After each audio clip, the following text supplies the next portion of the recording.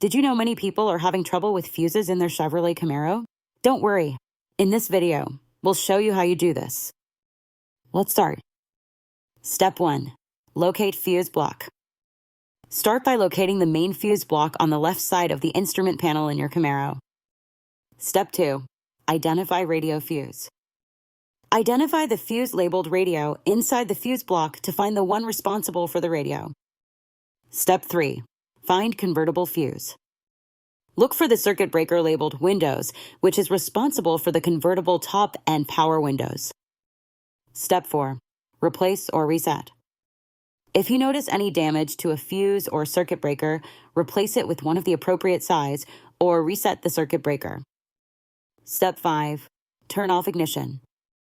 Ensure that the vehicle's ignition is off while checking or replacing fuses for safety. By following these steps, you should be able to locate and manage fuses for your Camaro's convertible top and radio. Still need help? Visit our website for the complete manual. There you will also find questions and answers from other Chevrolet users. Did you find this video helpful? By subscribing, you help us continue to answer users' questions. So, subscribe to our channel. Thanks for watching and see you in the next video.